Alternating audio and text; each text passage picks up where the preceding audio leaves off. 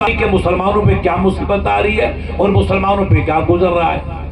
یہ ہمارے پڑوس میں یو پی ہے، آپ یو پی کو کیا یہ بھائی اعلان کون کر رہا تھا یہ ہنومان گڑھ کے، یہ پڑوس سے ہمارے یو پی زیادہ دور نہیں ہے، ہمارے وہاں دیکھو تو اللہ کی پناہ، سینکڑوں مسجدیں شہید کر دی گئی، خانقاہوں کو نیست و نابود کر دیا گیا، عیدگاہوں کو تاہو پالا کر دیا گیا، اور گولیاں ایسے چلتی ہیں جیسے جانور پہ گولیاں چلتی ہیں۔ کب مسلمان سدھرے گا؟ یہ گولیاں کس پہ چل رہی ہیں؟ یہ مسجدیں کس کی شہید ہو رہی ہیں؟ یہ درگاہ کس کی پامال کی جا رہی ہے؟ عیدگاہوں پہ بلڈوز کس کے چل رہے ہیں؟ دل کے پھپھولے جل اٹھے سینے کے داغ سے، اس گھر کو آگ لگی گھر کے چراغ سے۔ مسلمان سو رہا ہے، اسے یہ نہیں پتا کہ سید صاحب ہم چل کے آپ کے ساتھ نماز پڑھیں گے، کم سے کم ہم کچھ اور نہیں کر سکتے تو اپنے بھائیوں کے لیے آیت کریمہ کا ورد کریں گے، درود شریف کا وظیفہ پڑھیں گے، اور کہیں گے سید صاحب آپ دعا کرو اللہ مسلمانوں کی جان کو بچائے، مسلمانوں کی زندگی کو بچائے، مسلمانوں کی آبرو کو بچائے، مسجدوں کی حرمت کو بچائے۔ لیکن نہیں، ہم سلامت رہے زندہ باد، پیسے برباد کرو، لاکھوں روپے لٹا دو، قوالیاں کرتے رہو، طوائف کو نچواتے رہو اور پیسے برباد کرتے رہو، اور جب وقت آتا ہے تو کہتے ہیں مفتی صاحب کفن بھی نہیں ہے۔ خدا کی قسم ایسے واقعہ ہے کہ میاں بھائیوں کے پاس کفن بھی نہیں ملتا ہے، اور یوں پیسے لاکھوں ہم برباد کر دیتے۔ یہ قوم کیسے سدھرے گی؟ آپ سید صاحب سے پوچھو، یہ ہمارے عالم بیٹھے ہیں، ہماری حدیث پاک ہے کہ رب نے حکم دیا جاؤ فرشتوں اس بستی کو تہو پالا کر دو۔ یہ گنہگار بستی ہے، میری غدار بستی ہے، یہ پہلے زمانے کے نبی پاک کے زمانے کا واقعہ ہے۔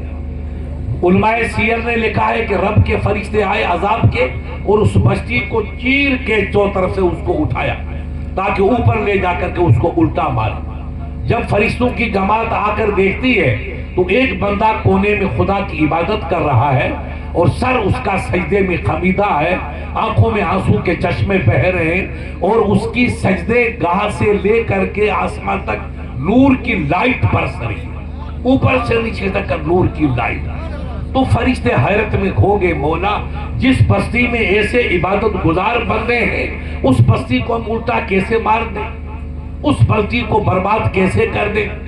فرشتے حیرت میں کھو کر کے واپس جا کے عرض گزار ہوئے، مولا اس بستی میں تو بندہ ایسا نیک بھی ہے جس پہ نور کی بارش ہو رہی ہے، سجدے گاہ سے لے کر کے عرش مولا کے سطح تک نور ہی نور پر۔ رب نے فرمایا ہاں فرشتوں میرے غلاموں میں جانتا ہوں اسی بستی کو الٹا مارو۔ کہا مولا یہ بندہ ایسا نیک، ہاں اس کو بھی ساتھ دفن کر دو، سب کو الٹا مارو۔ کہا مولا اس کا قصور؟ کہا اس کا قصور یہ تھا کہ جب ان لوگوں نے گناہ کیا تو یہ میرا نیک بندہ تھا، عابد تھا، شب زندہ دار تھا اور عارف تھا، سب کچھ تھا، مگر اس نے ان کو برائی سے روکا نہیں کہ تم شراب مت پیو، یا نماز کو ترک مت کرو، یا ماں باپ کی نافرمانی مت کرو، یا بھائیوں کا حق غصب مت کرو، یا بد رفتاری کا قدم مت اٹھاؤ۔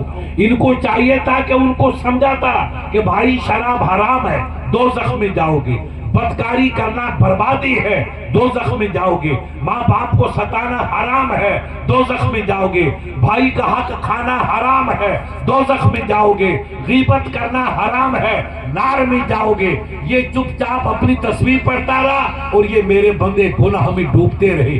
اس کا فرض تھا کہ ان کو سمجھاتا، نرمی سے، سختی سے، شدت سے منع کرتا، نہ مانے تو وما علینا والا البلاغ پر عمل ہو جاتا کہ میں نے رب کا پیغام دے دیا، مانے تو ان کی مرضی، نہ مانے تو ان کا مزاج، میں بری ہوں، تو میں اس بندے کو بچا دیتا، ان کو سزا دیتا۔ یہ گناہ کرتے رہے، وہ تماشا بھی بن کے دیکھتا رہا، اب گنہگار بھی ڈوبیں گے اور عبادت کرنے والا بھی ڈوبے گا۔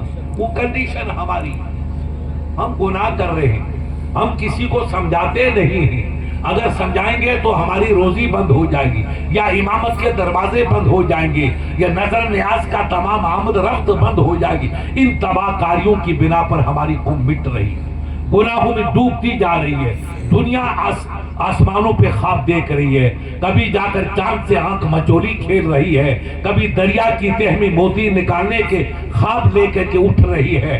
कहां से कहां साइंस उन लोगों ने जाकर के अपनी रसाई को हासिल किया।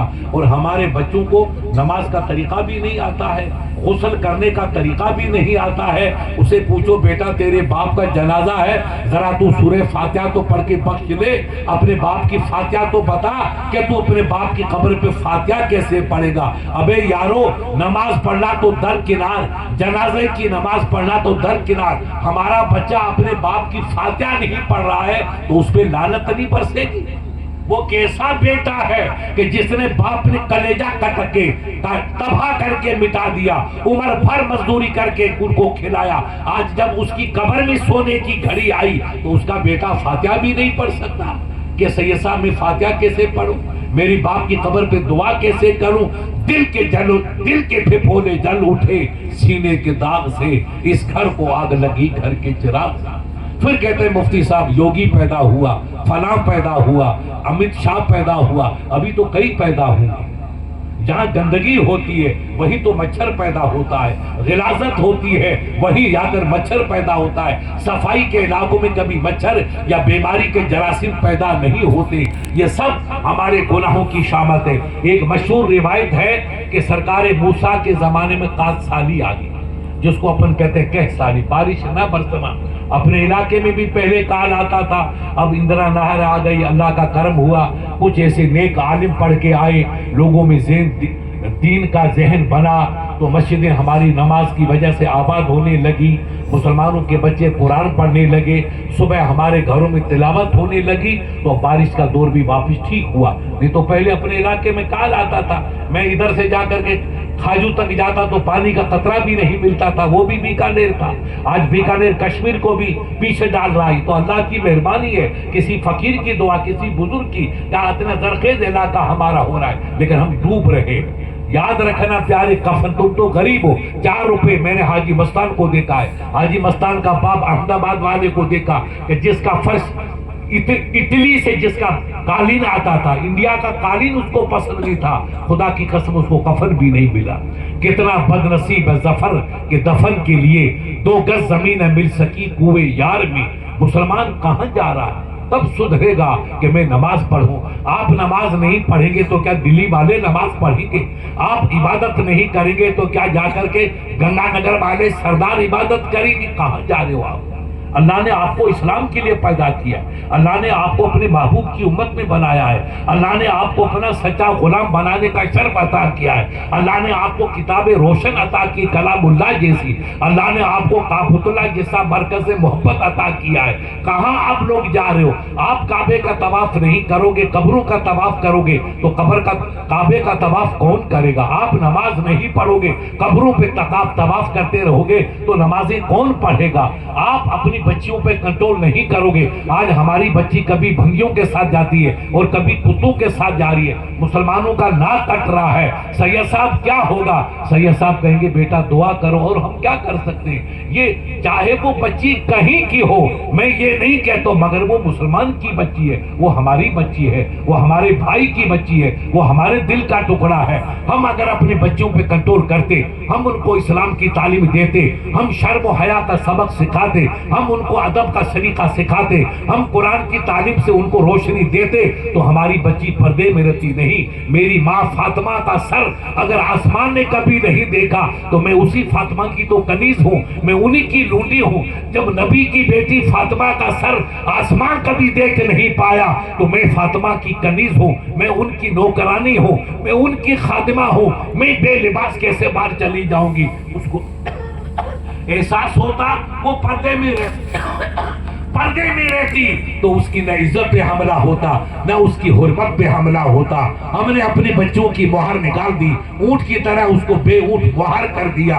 कभी तो ऐसे दिन देखने पड़े। मेरे अजीज, हमें लौटना होगा दुनिया की तरक्की है आगे बढ़ने में। बेटा आगे बढ़, एमए पास कर, पीएचडी पास कर, एमफिल पास कर, डॉक्टरी पास कर, इंजीनियरिंग पास, पढ़ता चला। उनकी तरक्की आगे बढ़ने में है और आपकी हमारी तरक्की पीछे मुड़ने में है। ہے. دیکھو ابو بکر کا کردار کیا تھا, عمر فاروق کا کردار کیا تھا, عثمان غنی کا کردار کیا تھا, علی کرم اللہ کا کردار کیا تھا, شہزادہ حسن کا کردار کیا تھا, شہزادہ حسین کا کردار کیا تھا, ان کے نانا غوث پاک کا کردار کیا تھا, ان کے مقدس دوست غریب نواز کا کردار کیا تھا.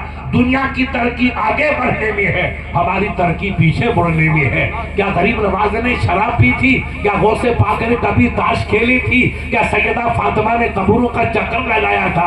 قبر پہ جانا میرا کام ہے, آپ کا کام نہیں. قبر پہ سید صاحب جائیں گے, میں جاؤں گا, ہماری بہنوں کو جانے کی ضرورت نہیں. جس اسلام نے ہماری بچیوں کو مسجد میں جانے کی اجازت نہیں دی ہے, وہ گلیوں میں کیسے گھوم رہی. کیا پیر جمال صاحب علیہ رحمہ خوش ہوں گے کہ مولا یہ میرے غلام کہاں جا رہے ہیں, یہ میری قبر کو بدبودار کیسے بنا رہے ہیں, یہ میرے پاس کیسے آ رہے ہیں؟ اے مولا, جس نبی کے شہزادے نے میں نے عمر بھر دیکھا تو سید جمال کے سر پہ ہمیشہ چادر رہتی تھی, کالی کبھی دھلی. ہمیشہ سید صاحب سردی نہیں گرمی کے اندر بھی بغیر چادر کے نہیں دیکھا. اتنا رب کا ولی اور اتنا شرم و حیا کا کوہ گرا کہ جس نے آنکھوں سے کسی کو دیکھنا گوارا نہیں کیا, اس کی قبر پہ ہماری بچیاں جائیں گی تو ان کی روح کو کیا گزرے گا, کیسے گزرے گا؟ اس لیے وہ مولوی صاحب جو ہمارا کہہ کے گیا وہ بالکل صحیح کر کے گیا کہ اگر پیر صاحب آل رحمہ سے محبت ہے, آل رسول سے محبت ہے, آپ گھر میں فاتحہ لگاؤ,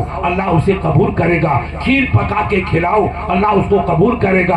ہاتھوں سے کھانا پکا کے غریبوں کو کھلاؤ. رب یہ پیر جمال صاحب علیہ رحمہ کی فاتحہ ہے, تو میری غلام, میں اپنی کنیز کی فاتحہ کو قبول فرما, اللہ اس کو قبول فرمائے گا. آپ گھر پہ فاتحہ لگاؤ, نیاز لگاؤ, بالکل درست ہے, مگر باہر جانے کی ضرورت نہیں. قبروں پہ چکر, تمہاری جو عبادت ہے وہ اللہ کا گھر ہے. ارے جب مسجد میں عورتوں کو جانے کی اسلام نے اجازت نہیں دی ہے تو درگاہوں پہ جانے کی کہاں اجازت ہوگی؟ کہاں جا رہے ہو, کدھر جا رہے ہو؟ آج لوگ ہم کو کہتے ہیں مفتی صاحب یہ ان کی عورتیں ناچ رہی ہے, تو ہمارے بچے سید صاحب وہابی ہوتے جا رہے, ہمارے بچے اہل حدیث ہو رہے. جو اہل حدیث گمراہ ہے, جو وہابی طبقہ گمراہ ہے, کہ جن کا عقیدہ تباہ کن ہے, جو میرے نبی کے دشمن, آل نبی کے دشمن, غوث پاک کے دشمن, ان کو لوگ برگار دیکھو جی یہ قبروں کو ناچ رہے ہیں, یہ قبروں پہ ان کو وجد آ رہا ہے. تو ہمارے بچے بہک کر کے کوئی اہل حدیث بن رہا ہے, کوئی وہابی دیوبندی بن رہا ہے. ارے ہماری قوم ایسی تھی کہ ہم نے دنیا کو اسلام کا پیغام دیا, غیر مسلمانوں کو اسلام کی روشنی عطا کی. میرا غریب نواز رب کی قسم جس گلی سے گزرتا چلا گیا ان گلیوں کو معطر فرماتا چلا گیا. نگاہ ولی نے وہ تاثیر دیکھی, بدلتی ہزاروں کی تقدیر دیکھی. ایک مولوی دیوبند کا ہے, مولانا نعمانی مر گیا, سنبل کا, ابھی جو آگ لگی سنبل اس کا تھا. اس نے بڑی نایاب کتاب لکھی. کبھی کبھی اللہ چاہتا ہے تو کسی بدبودار سے اچھی چیز پیدا اللہ کر دیتا ہے. وہ بے نیاز بادشاہ ہے. اسلام کو مل گئے نگہباں, کعبے کو مل گئے نگہباں بت خانے سے, یہ بھی رب کی مسجد ہے. اس نے لکھا کہ جب غریب نواز اجمیر شریف آئے تو یہاں راجپوتوں کی حکومت تھی. راجہ طاہر یہاں کا حاکم تھا, وہ برادری کا راجپوت تھا, اپنے یہاں بھی راجپوت ہیں آپ جانتے ہیں. تو ان راجپوتوں میں کئی لوگ آپ کی طرح عقل مند تھے, انہوں نے اسلام قبول کر لیا. فقیر کی اتنی طاقت کہ اتنے سے لوٹے میں پورے انا ساگر کو جمع کر دیا. ارے یہ کیا کمال, ہماری عقل حیران کہ اتنا سا گلاس اور پورا انا ساگر لوٹے میں آ گیا. جب اس فقیر کی طاقت کا عالم یہ ہے تو فقیر کے نبی کی طاقت کا عالم کیا ہوگا, ان کے رب کی طاقت کا عالم. وہ راجپوت بہادر قوم تھی, انہوں نے اسلام قبول کیا. پھر کہا کہ انداتا ہماری بچیاں پردے میں ہیں, یہ لباس بھی اسلام نے دیا. جب مسلمان پٹھان آئے اور دنیا کو پردے کا ذہن دیا اور ان کی فوج میں راجپوت اور دوسرے ہندو بھائی آئے تو راجپوتوں نے کہا نہیں پردہ اس اچھا ہے. ان کی بچوں نے بھی سفید چادر اوڑھنا شروع کیا. یہ سفید چادر اجودھیا سے نہیں آئی تھی, مدینے سے آئی تھی, مگر ہم نے چادر کو بھلا دیا. کیا کیا جائے, انہوں نے لباس اچھا اوڑھا. کہا ہماری بچیاں پردے میں ہیں, ہم چاہتے ہیں ایک مرتبہ آپ اس بازار میں تھوڑا سا گشت لگا لو تو اوپر سے ہماری بچیاں آپ کا درشن کر لیں گی. یہ دیوبندی مولوی لکھتا ہے کہ جو ولیوں کو نہیں مانتا کہ اجمیر کیوں جاتے ہو, درگاہ شریف پہ کیوں جاتے ہو, ولی کے وہاں کیا ملے گا, ان لوگوں کا یہ نظریہ ہے کہ ولیوں کی شان کتنی بے مثال ہے.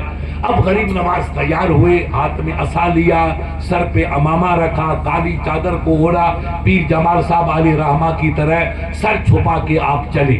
جب بازار میں گئے تو آپ کا سر پاک یوں نیچے تھا، تو ایک غیر مسلمان بھائی آیا، انداتا ہماری بچیاں پوری اوپر کوٹھوں پہ بھری ہوئی ہے، ہماری بیٹیاں، ہماری بہنیں، ہماری مائیں وغیرہ، اور آپ سر نیچے جھکا کے چلتے ہیں تو آپ کا چہرہ تو ان کو نظر آتا نہیں ہے، تو آپ کا درشن تو ان کو نصیب نہیں ہو رہا ہے، آپ تھوڑا سر اوپر اٹھاؤ تاکہ ہماری بچیاں آپ کا درشن کر لیں۔